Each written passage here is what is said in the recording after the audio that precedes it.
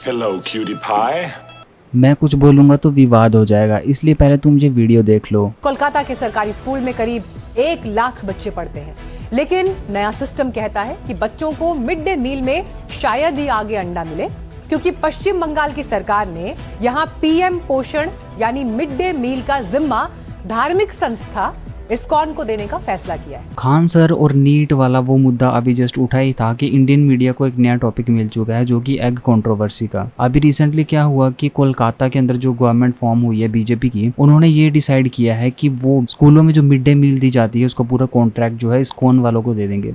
अब इस्कॉन जो है वो एक रिलीजियस ग्रुप है, रिलीजियस ऑर्गेनाइजेशन है, तो डेफिनेटली वो नॉनवेज कैटेगरी जो कि अंडा है उसको अलो नहीं करेंगे स्कूलों में। अब ये कितनी बड़ी मूर्खता है उसे देखो आप। इंडिया वैसे प्रोटीन डेफिशिएंट कंट्री है और उसके बाद भी आप कहते हो कि स्कूल में जो मिड डे मील में अंडा दिया जाता था वो अब नहीं दिया जाएगा। और अपनी स्टूपिडिटी को काउंटर करने के लिए इन्होंने बुला रखा है एक पॉलिटिकल एनालिस्ट को, जिसका नाम है अनुराग दीक्षित, जिन्होंने बीजेपी को डिफेंड करते हुए ये कहा है कि बहुत बार ऐसा होता है कि मिड डे मील में जो है वो प्रॉपर क्लीनिंग नहीं होती है, या फिर कुछ इंसेक्ट्स मिल जाते हैं जहाँ प्रॉपर तरीके से हाइजीन तरीके से फूड सर्व नहीं किया जाता, तो इस्कॉन इसको अच्छे से करेगा।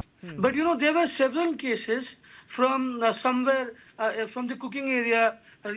Dead, mouses, dead rabbits, and whatnot, infected food. From somewhere, a snake was recovered. And I'll tell you, ISKCON serves very hygienic food. The debate of nutrition is obviously a very big factor. I guess that would be taken care of.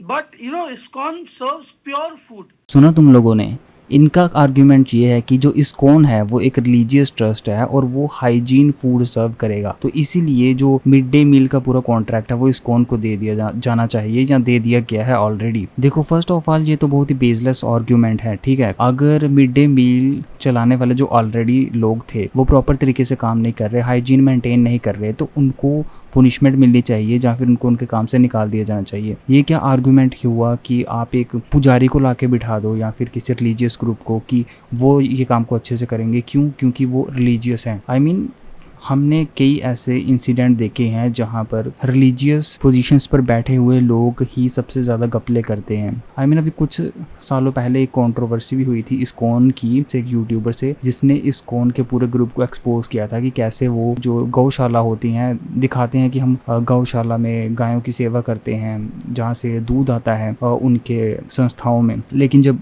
वो live reporting करके वहाँ पे पहुँचते हैं तो उन्हें पता चलता है कि वो बस यूं ही पिक्चर्स क्लिक करवाने के लिए और वीडियो बनाने के लिए वहाँ चले आते थे। ये जो काउंटर दिया जा रहा है कि इस्कॉन जो है वो एक रिलीजियस ट्रस्ट है तो वो बहुत अच्छे से काम करेगा, इसलिए उनको ये मिड डे मील का पूरा कॉन्ट्रैक्ट दे देना चाहिए, ये एकदम बेसलेस है। जहाँ अगर वो गायों को चारा खिलाते हुए पिक्चर्स क्लिक करते हैं और लोगों को ऐसे दिखा देते हैं कि हम तो गायों की सेवा करते हैं, तो क्या ये पॉसिबल नहीं है कि कल को वो बच्चों को यूं ही अच्छा खाना खिलाते हुए पिक्चर्स क्लिक करेंगे और बाद में पता चले कि इसके पीछे कुछ और ही चल रहा था?